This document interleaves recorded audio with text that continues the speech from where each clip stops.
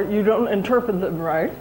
So these come from very good sources, from Southern California Earthquake Center, from the California Governor's Office of Emergency Services, from the U.S. Geological Survey. Dr. Lucy Jones grew up part of her life in the Banning Pass. Her folks have lived there, so she knows about this area particularly. And then Dr. Dennis Milletti, the late Dennis Milletti, lived here nearby. And he's a world-renowned expert in earthquake preparedness and just disasters generally. So that's where our information comes from. So first of all, in the desert, how many people live here full-time? Okay, just about everybody, wonderful. How long have you lived here? More than 3 years? More than 5 years?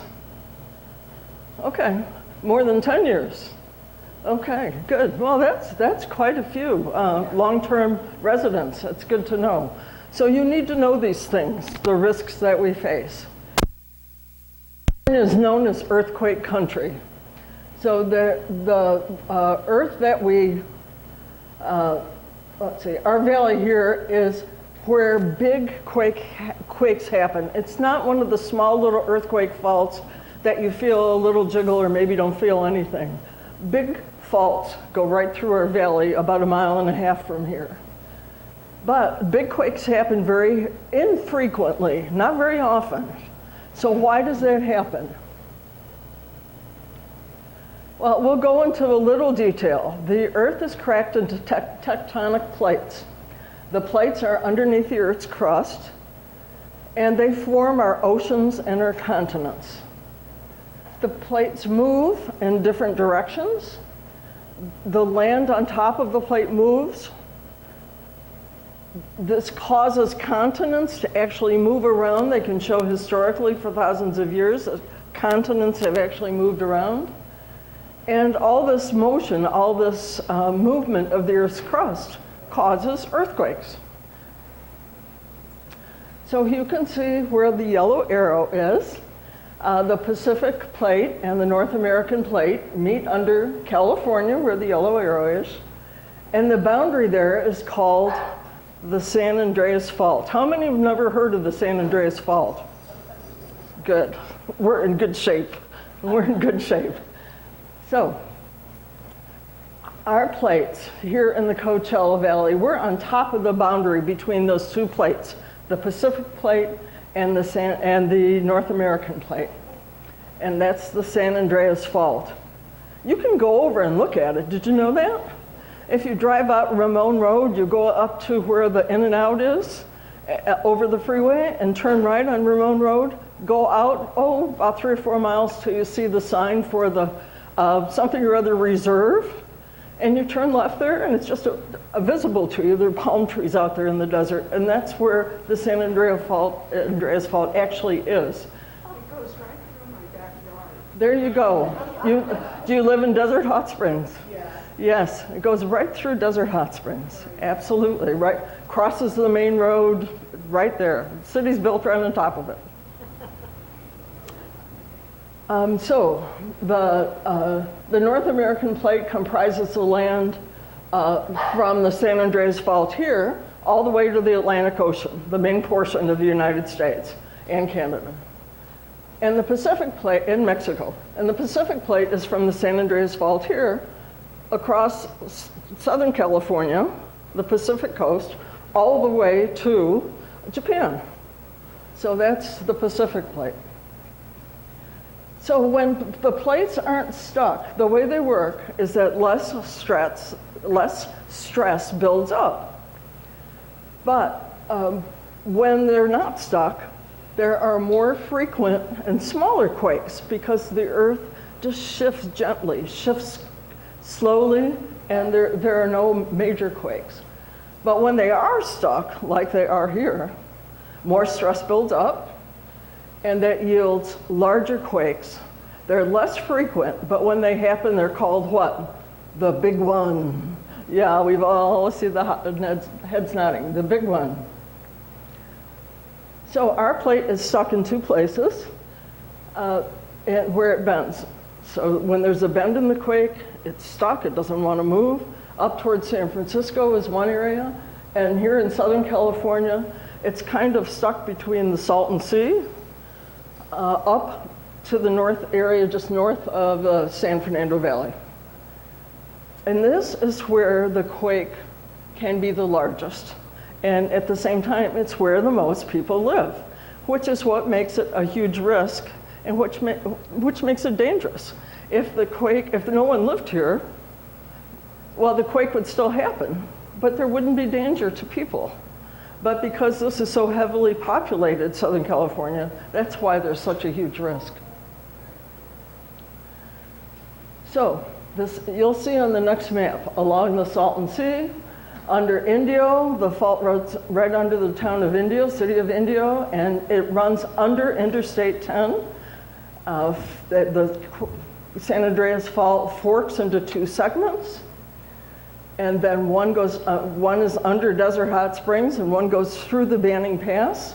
The one that goes through Desert Hot Springs also goes right near the outlet, Morongo Outlet, and the other goes through Whitewater and through the Banning Pass that way. So you can see a little more clearly here on the map with the different arrows. But the things to pay attention to, the second arrow up, the second right arrow, you can see that the San Andreas Fault goes right under the I-10. And then after it goes up through Desert Hot Springs and out into the pass, it again goes under the I-10.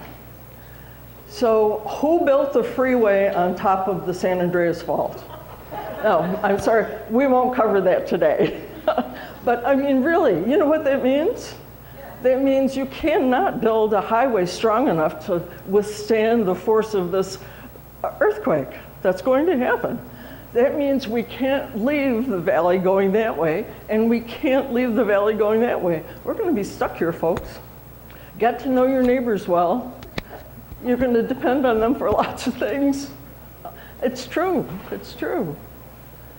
So when is this going to happen? Boy, I wish I had a nickel for every time people would guess that. I've heard over and over and over again, it's going to happen now, it's going to happen. We don't know. We don't know the day, time, month, year, any of that.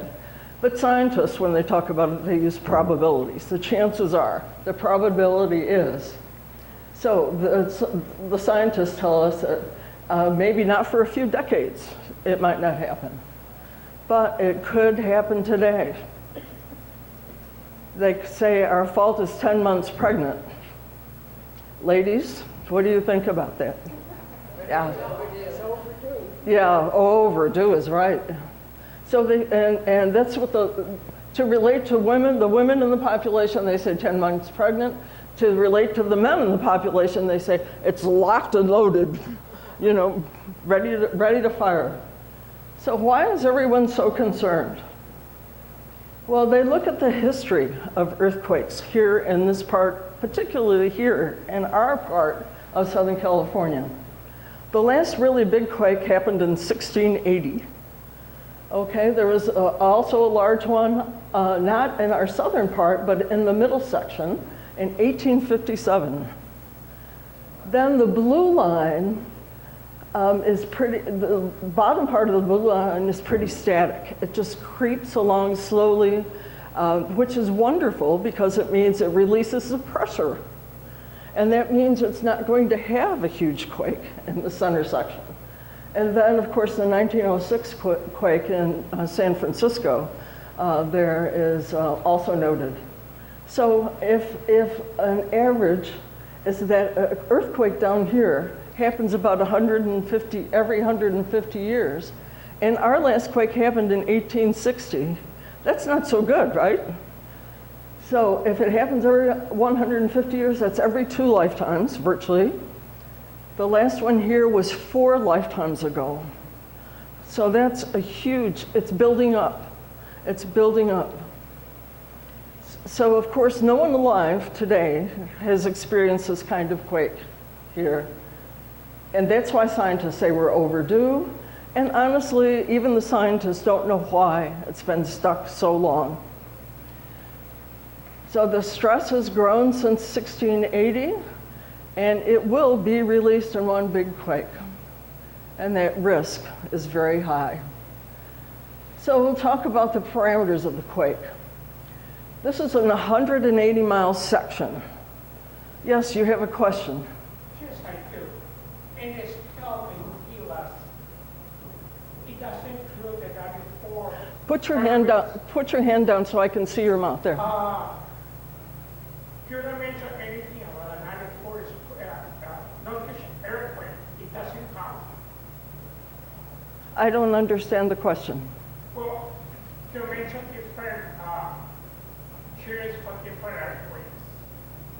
And I was living in Australia 6 miles away from the 94 earthquake. It doesn't count to be one of the majors, or it's only a check. The 1994 earthquake. It wasn't a major earthquake. The Northridge earthquake. Yeah. The Northridge earthquake really doesn't have the Northridge earthquake really doesn't have an effect on this. That was a different earthquake fault. So the one that's going to happen here is from a different fault line, a different crack in the earth. It's where this will be. So we'll talk a little bit more about Northridge though here. So this is an 180-mile section. The magnitude will be 7.8, which is a very, very serious, severe quake. Here, the shaking will be 120 seconds, so that's 2 full minutes of intense shaking. And then there'll be hundreds of aftershocks. One of those aftershocks will be as big as the Northridge earthquake. So if you've experienced a Northridge earthquake, you have an idea. So I think this is very frightening looking, isn't it? But it just goes to show you that all of Southern California, we're even off this map, so from the actual fault line over here, all of Southern California will be impacted. And I want you to keep this in mind, that some of the severe shaking will take place throughout Los Angeles, and then again through the North Valley there. So it won't just be here. All of Southern California will be impacted. So here we have the Pacific Plate moving 20 to 40 feet to the north, and the North American Plate staying virtually stationary. Can you imagine what force it will take to move that section of land 20 to 40 feet?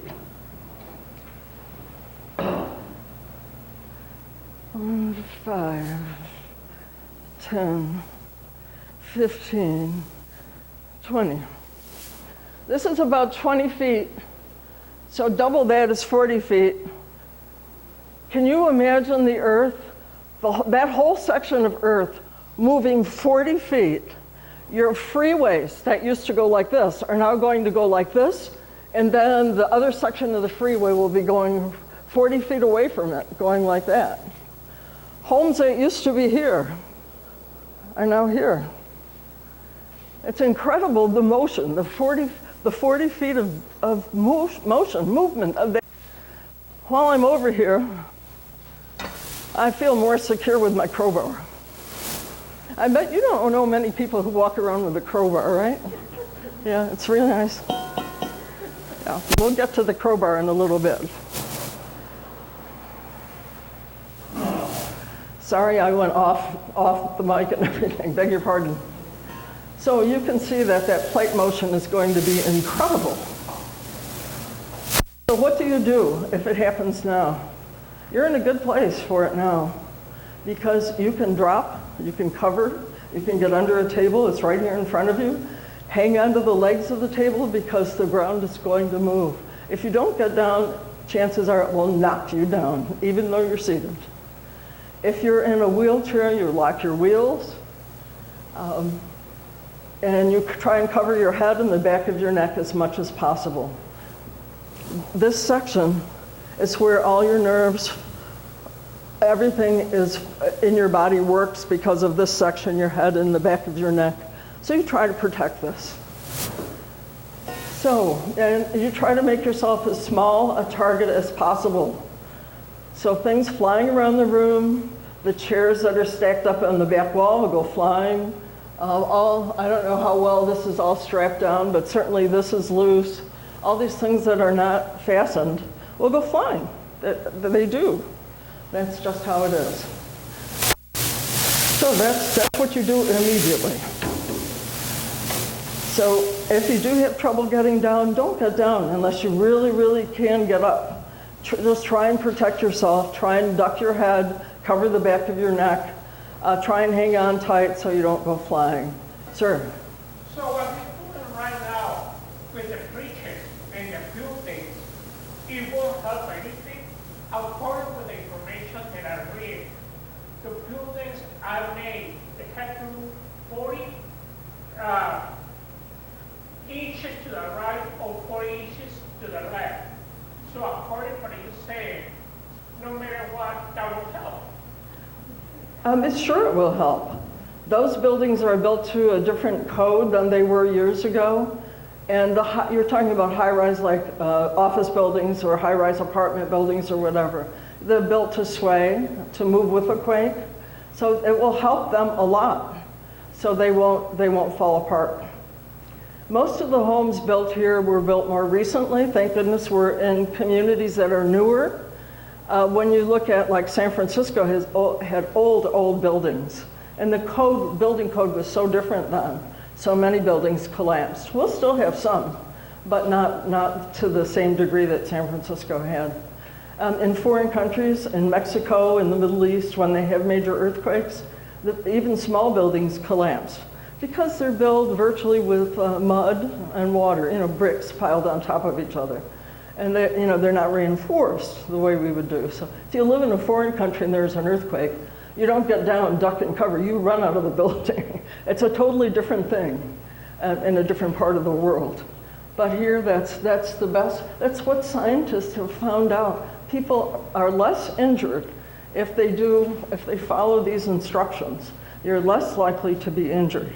It's not something we made up or we think would look pretty or anything like that. In a movie theater, you get down on the ground if you can, and you cover your head and your neck, and you hope for the best. But the backs of the seats around you should take the brunt of most of the materials flying around. So, and try to be calm, try to be careful, try to watch afterward, watch where you're walking, turn your cell phone on so you have light if it's pitch black in a movie theater, for example. Lots of things you can think about now that will help you actually act properly later. So the idea to get away from windows if you can and things that could fall on you is very smart.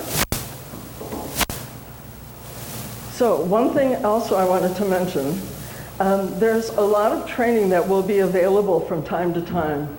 There's one training that's called CERT, C-E-R-T. It's Community Emergency Response Team training. And they teach you to do just a lot of what I just explained, how to act right after a quake. They teach you how to help rescue whoever might be in your home or in your neighborhood if something happens to them. And since I'm tired of holding this, I'll explain to you what this is about,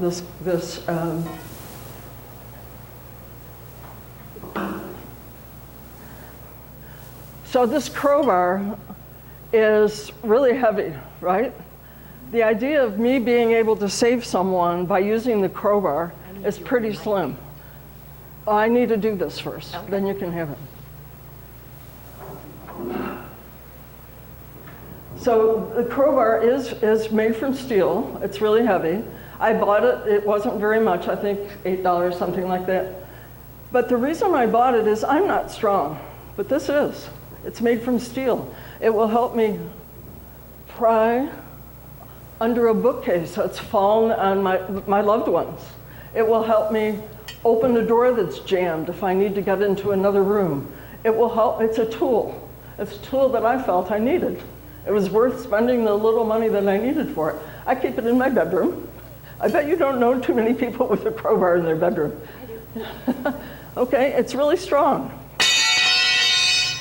Oh, I'm so glad. I hope because you heard that, you will remember this, okay? You will remember to be prepared, to get some of the things you need to prepare.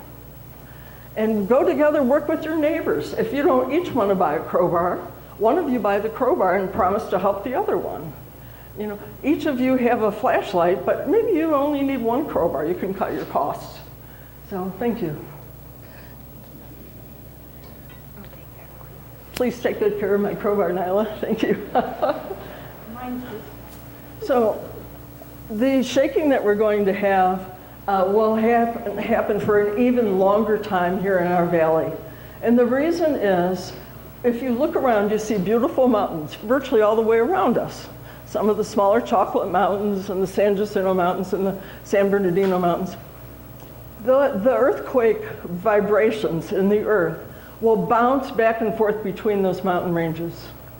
So here in our valley, that earthquake fault will last at least 90 seconds. So the seismic waves are trapped and they'll bounce back and forth. So Northridge, you asked about Northridge. The shaking there happened only for 7 seconds.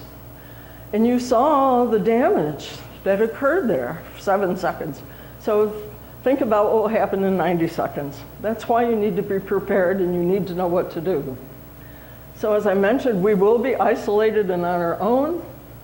Both freeways will be, both ends of the freeway will be impacted. They won't be passable. Mutual aid will not be able to get to us for quite a period of time, probably 2 weeks. And we won't be able to leave. So what does that mean? That means you need your own water supply. It means you need some way to light the night. You need a flashlight, a good flashlight with extra batteries. It means you need probably some canned foods, whatever you can live on for a couple of weeks. Canned tuna, canned, you know, whatever you like, whatever you like to eat. That's not going to be, well, your refrigerator, of course, won't. Everything in there will go kaput in, 3 or 4 days, it's gone. Maybe not even that long. So, you will not have, most likely, natural gas, any of these things. Our cell phone towers will go down. Roads and highways, no electricity, air conditioning, heat. People say, well, I'll take the water from the swimming pool. A lot of the swimming pools will crack, and you won't have water that will seep out. And you won't be able to go down to the store and buy things you want. So you will want to prepare yourselves. You know, maybe you've got a sleeping bag. Maybe go together with someone and get a small tent if you think your house might not be habitable. So I've kind of wrapped up my half of the presentation, and Mr. Thomas will talk to you more about how you can prepare, how you can mitigate some of your risks, and what you might want to do to prepare yourselves for this rockin' and rollin' that we're going to have. Got a question here. Sure, here. But you, Oh, yes, sir. I wanted to know if there was any possibilities of large landslides from the mountain. His question was about the possibility of landslides. It will be more a probability, yeah, they will happen for sure. Highway 74 will have all kinds of landslides.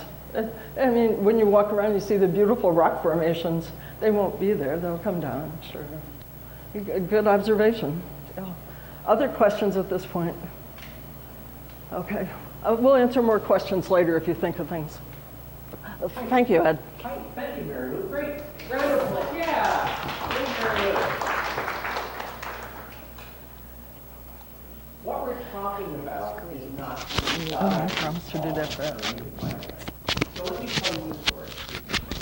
My name's Ed Thomas, and basically my entire professional career has involved working on preventing disasters, working with disaster survivors. Sorry, Mary Lou's supposed to do that for me. Yeah. Sorry, where's little? Oh, okay. Well, let's put this down. Sorry for the noise, folks. We're recording this for later use. Great, thank you. So I know disasters. I worked a couple of hundred disasters. I'm used to going in and helping people and communities recover and try and build back better. My point about that is my wife and I moved not quite 3 years ago here. We could have lived anywhere in the United States or really the world. And we chose to live here. We're in Rancho Mirage right next door. Over here eating and shopping in Cathedral City all the time.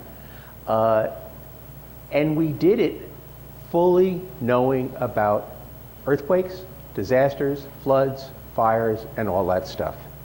And we did it not despite that, but because we knew we could survive working with our neighbors. What you're doing here at this center is the single most important thing any of us can do to prepare for a disaster. And that is social networking. Getting to know each other so that somebody that has a crowbar can help someone that doesn't have it.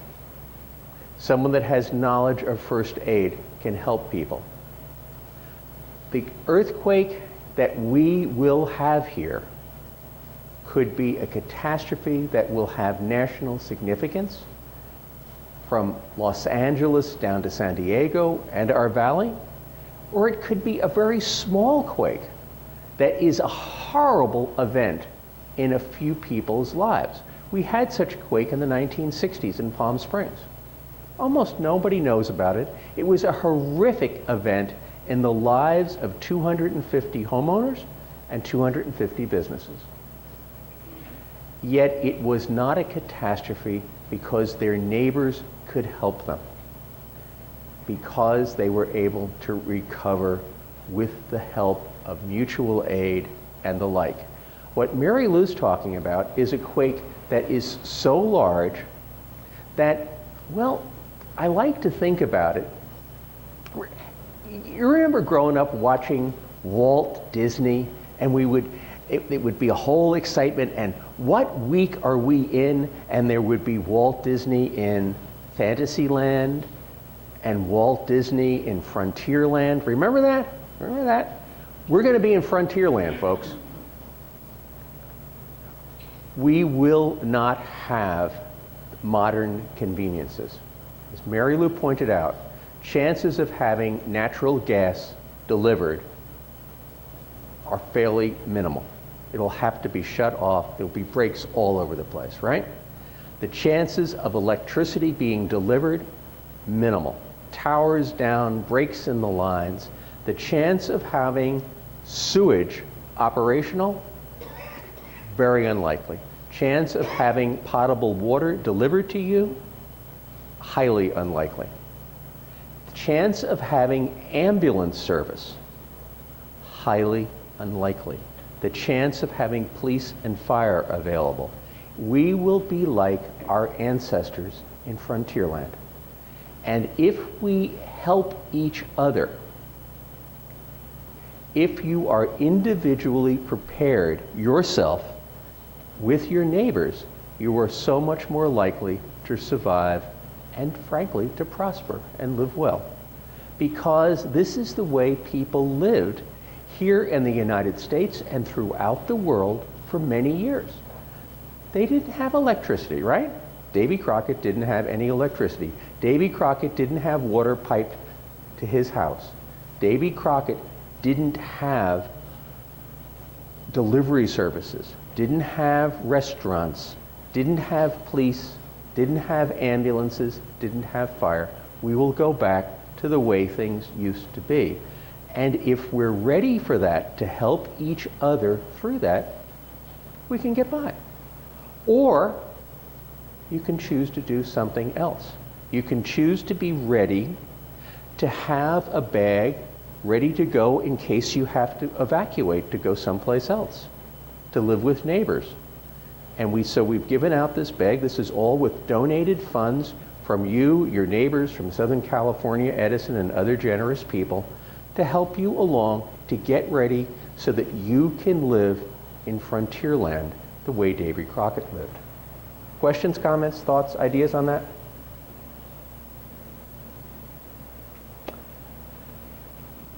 What we have to do here in California is to do the most good for everybody, as much as we can, as best we can. If we have, and when we have a major earthquake, it will be a disaster. The more we are individually prepared here at the senior center, prepared at the neighborhood and the city level, the more likely there will not be chaos. Disasters don't have to be chaos. I have seen disasters, truly chaotic disasters, with one single building burned. A horrific event. The state was unprepared, the city was unprepared, the voluntary agencies were unprepared, the ambulance companies were unprepared, and it was chaos. I have seen horrific disasters with acres, miles and miles and miles of devastation. I worked Hurricane Andrew. I worked the hurricanes in the Caribbean. I worked an enormous fire in Chelsea, Massachusetts. If you have people that come in and help each other, it does not have to be a catastrophe. What we're talking about today is how can we avoid a catastrophe when Mother Nature does what Mother Nature most assuredly is going to do at some time in the future. California has, as a society, literally spent billions and billions of dollars retrofitting buildings, requiring tremendously improved building codes, much more than elsewhere in the country, in order to reduce risks and consequences. In our buildings, we can't be assured, but if proper building code practices were followed, the chances of loss of life in a residential structure or a hospital because of a collapse or what we call pancaking is extremely minimal. What will cause damages and problems will be our individual lack of preparedness ourselves. The buildings should hold. There may be problems with the buildings. There may be some sagging, some cracking, but the buildings are designed to have at a minimum what are called voids, where people can survive and can be rescued by each other. Okay? So what we're talking about is secure your space to avoid the kinds of problems that you see in these pictures here. These problems are what will cause, what did I do? Let me go to next here. What happened to the idea that computers were going to make our lives easier? There we go. So most injuries are not from the buildings collapsing in California. Elsewhere in the world, and frankly, elsewhere in the United States, that is a serious major risk. California has spent our society's money on reducing that risk enormously. So we need to, on an individual basis, think about strapping heavy furniture to the walls.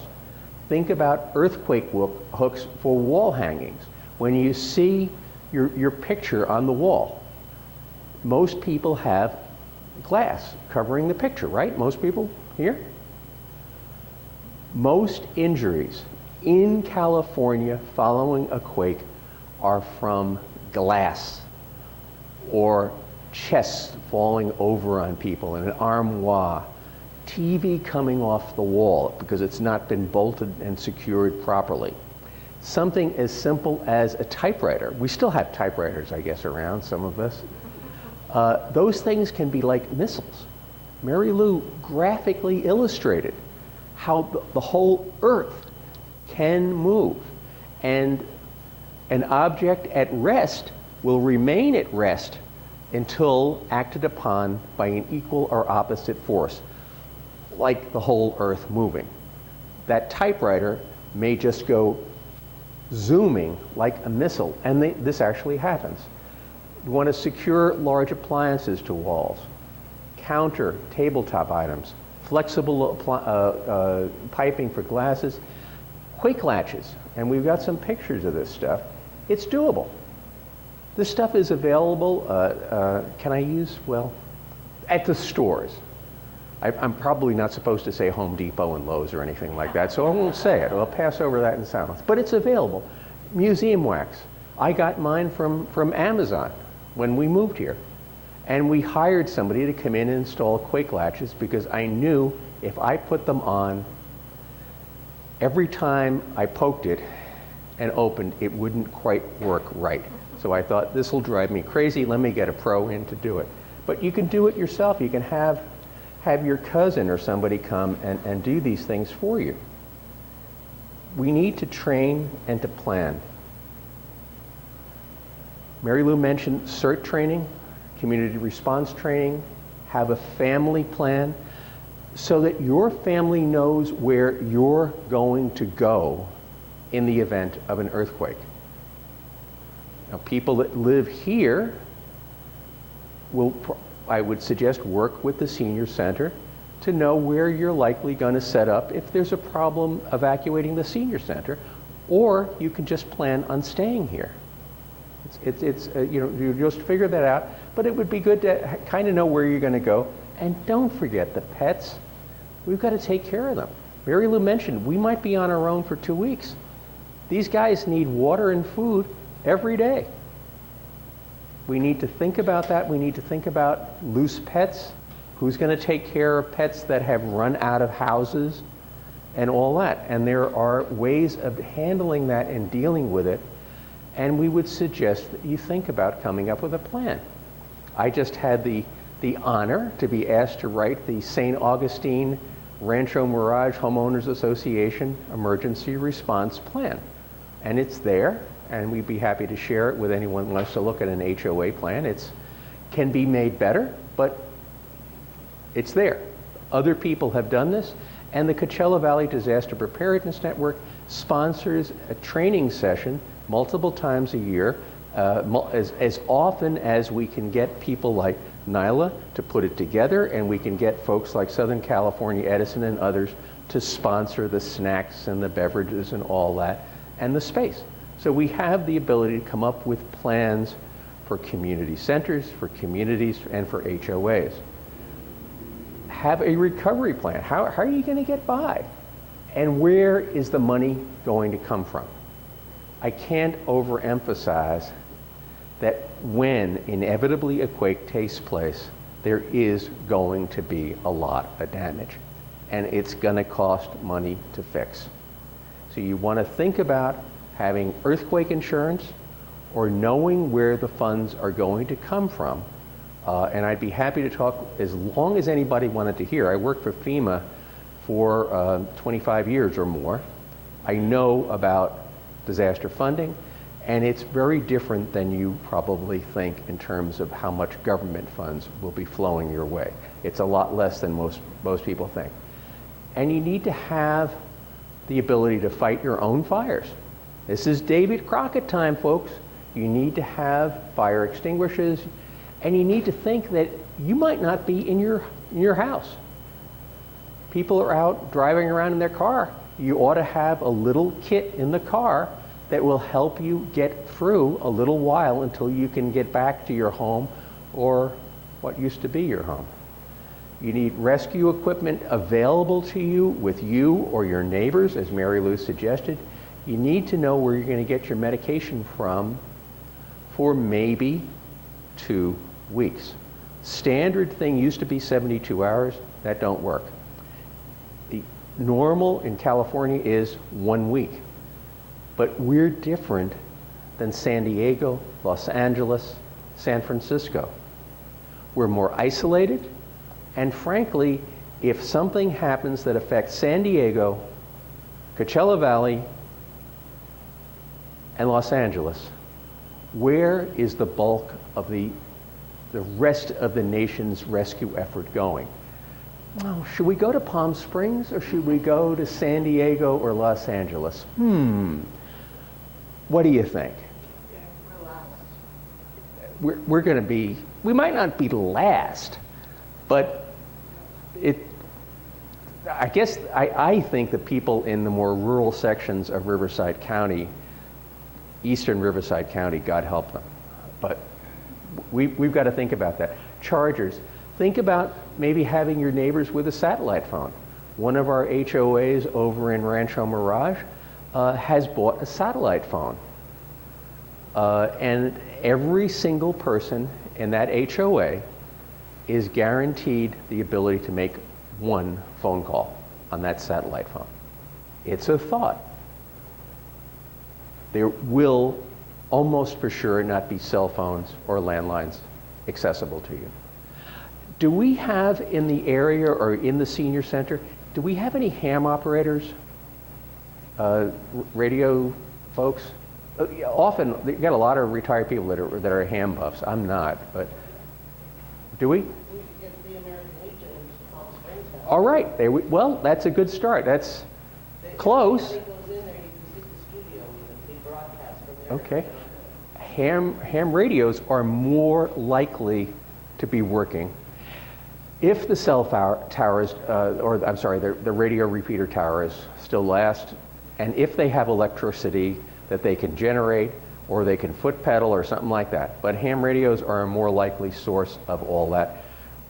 You're going to want to hear crank radios that you can buy online.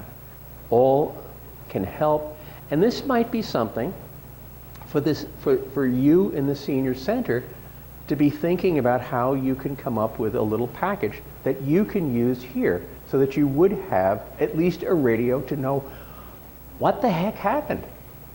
How bad is this? Is it just Cathedral City? Is it just Coachella Valley? That could happen. We had that quake in the 1960s up in Palm Springs. And there was an area that was horribly afflicted, but they didn't know when that happened what had happened elsewhere. Was everybody else pretty well okay and was help coming? Or were we truly on our own in frontier land, David Crockett style? The official word is 7 to 10 days. I suggest we be ready for 14 because we are at the end of the food chain, most likely. We've got to be ready for that. In disasters, we always say, we hope for the best, but we plan for the worst. 14 days is, as Mary Lou suggested, is probably better even than 7 to 10 days. Water. This is the desert. What are we supposed to be drinking every day? How much water? 2 liters, right? Every single day, 2 liters. You got to know where you're going to be getting your water because it probably isn't coming out of the tap. Now, we might be able to get the tap water restored, and it probably, almost certainly, will require boiling if it works at all. How are you going to boil water without natural gas and without electricity? You're going to have to think that through.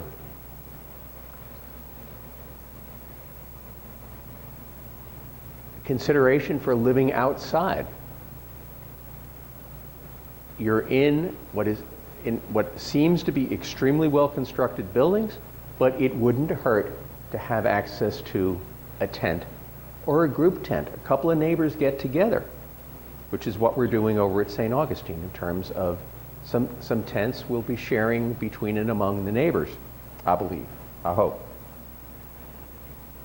We need to think about your home, think about the home, the whole earth moving, and think about the pictures on the wall with the glass, the cabinets with all your precious, beautiful plates and glasses strewn all over the floor, and be ready to accept that that can happen unless you close up those cabinets and unless you have in your, right next to your bed, a pair of good sturdy shoes that you can put on. What happens in earthquakes most often is people get cut running around or picking up stuff. They get cut, and remember we said, chances of you getting ambulance service minimal in a major quake. You're going to have to help each other. Have people that are trained in first aid, your neighbors if you can't do it. And then we need to think about gas appliances, how to shut stuff off.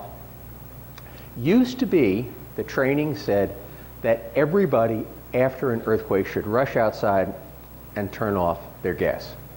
That is not the case anymore, because that happened up in Northridge and other quakes, and it took literally months for the utility to be able to go around, get into people's homes to turn on the pilot lights, because they can't turn the gas back on unless they get into your home to check the pilot light. This went on for months, and it was unnecessary. You turn off the gas if you smell the gas. This is critically important, and you have the ability to do this, and you know how to do it. And if you don't know how to do it, if you don't have the hand strength for whatever reason, or you are not physically capable of getting to that turnoff, you've thought through ahead of time with a couple of neighbors that will be available to help you. The more we can do this together, grouping up as friends and neighbors, the more likely it is that we will survive. There are structural things that can be done, bracing, shear walls. We have here in Coachella Valley a tremendous number of mobile homes, especially in eastern Riverside County, but you've seen them, mobile home parks all over the place. For very short money, mobile homes can be secured by professionals. And you can prevent an enormous amount of damage. With a few $1,000s can actually save the mobile home from being a total loss. Typically, when a mobile home, especially an older mobile home, goes off the foundation, it's a total loss, because the metal beams that hold the structure in place become torqued, twisted, break, and the mobile home you can't restore it at all. So that is something to keep in mind especially for the people that have historic mobile homes, and we have them here, don't we? In Palm Springs, Rancho Mirage, and we have a lot of impoverished people that have mobile homes. Earthquakes result in fire.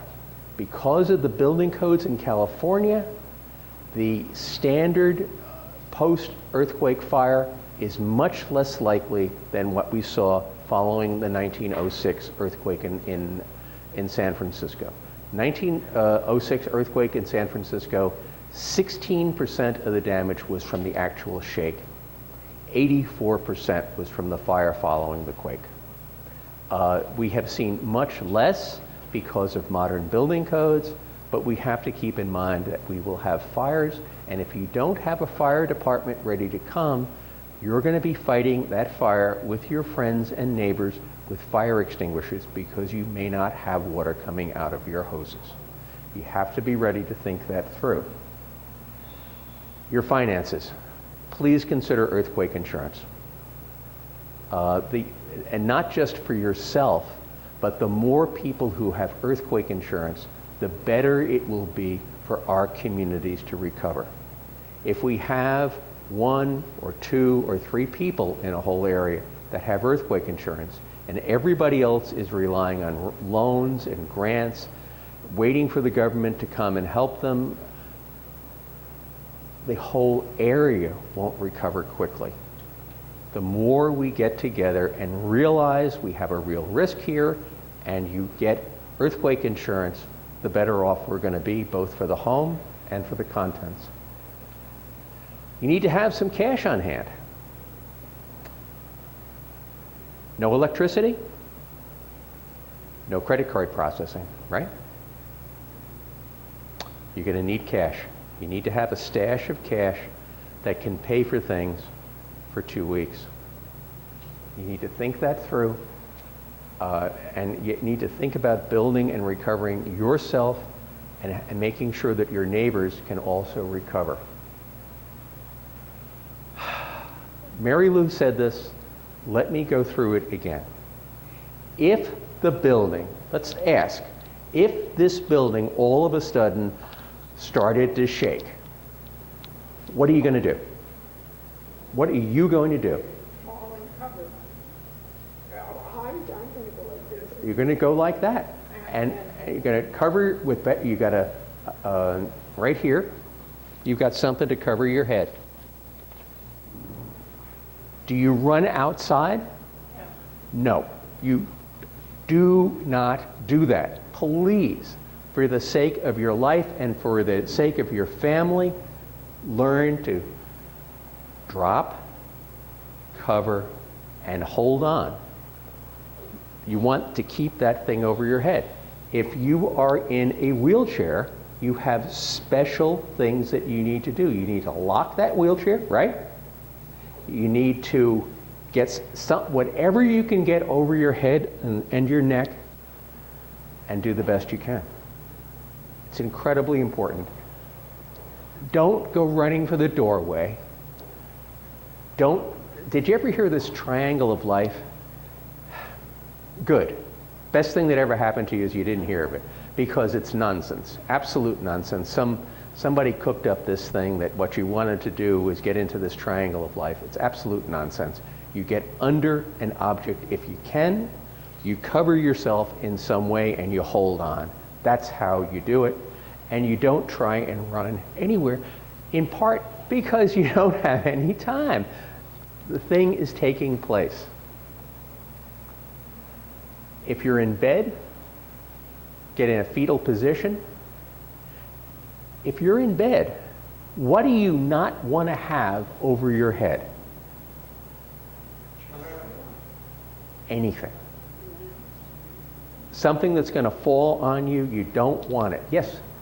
I survived the Northridge quake, and it happened at 4 in the morning. So of course we were all in bed, but I had a canopy bed with slats. Well, and the bed was over 1,000 pounds. That earthquake moved that bed, picked it up, and moved that bed, and then all the slats came down on us. My husband got injured. I didn't, but my husband did. Yeah. I mean, fabric over you, that's okay. Something really soft, that's okay. But not slats, not wonderful porcelain figurines, not beautiful bronze artworks, not a big glorious picture of you and your family in a glass frame. You don't want that falling on you. If you're driving, you pull over to the side and stay the heck away from the power lines. Why? Because they're coming down. That's your consideration. Maybe they'll stay up, but if they come down, they may well have an electric charge in them, and you don't want that. So what is the triangle of life? Okay, triangle of life. Somebody cooked up this theory that what you want to do if you're in an earthquake is plan on being next to something, That's what I thought. and then through some miracle, a beam is going to come down and protect you. And a lot of people came to believe it, and then they ran this concept through actual, what they called shake tables at centers, and it just doesn't work. It was a great theory, but we have modern experimentation and observation. It showed that it don't work. There's still people going around preaching it. They think it's a wonderful idea. It isn't. I thought it was. Yeah, but it's get under something, get your head and neck protected for the sake of your life and for your family's sake. They love you. They love you probably more than you love you, and they would miss you, and your neighbors would miss you. Protect your life, save your life. Yes? If you are in bed, if it's nighttime, Yes. what are you going to get under? There's nothing in your life Well, you to get under. you get into a fetal position, Stay in bed. and you have a pillow. Okay. Pillow's a good covering. There Better wasn't than an nothing. option in the Northridge earthquake. There wasn't an option when it was shaking that we could have even possibly gotten out of bed. Right. You were stuck there. You were just stuck. Held on. You could grab a pillow, maybe, Yeah. if you thought of it. Yeah. I Got it. That's it. And the Northridge, remember, a couple of things about Northridge. Number one, was Northridge on a fault that had been identified and everybody knew about? No. It was brought to our attention by Mother Nature that day. It's like, oh, there's a fault here. How about that? The other thing about Northridge is it is enormously less in magnitude than what we may be facing here in Coachella Valley. Enormously less. It was a horrific event. Wasn't it different because it was more up and down than sideways? That was part of it, but the magnitude and the soils types were totally different in the Northridge quake than what we are facing. Because we did have a portable radio, and we were all out there listening to see because we didn't know where the epicenter was. Right. It And was at like first they couldn't tell. they couldn't, because No, it was they like, didn't know for sure. that wasn't supposed to happen there. Yeah, the center was a bomber in the state of Boulevard. Yeah. The building of the epicenter was 3 floors high, and the same. Yes. So It was really misnamed. It was really not the Northridge one. It was Granada Hills, yeah. yeah, I mean, so, but the point is, we don't know exactly what's going to happen or when it's going to happen, and it may be a totally different fault than San Andreas. I mean, something else could happen. But if you're ready for this, you don't care whether it's San Andreas or it's the new fault that has just been revealed to us at the Cathedral City Senior Center, and is now called the Cathedral City Senior Center fault. Like, wow, we didn't know about that. We know enormously more than we used to know, but we don't know what we don't know.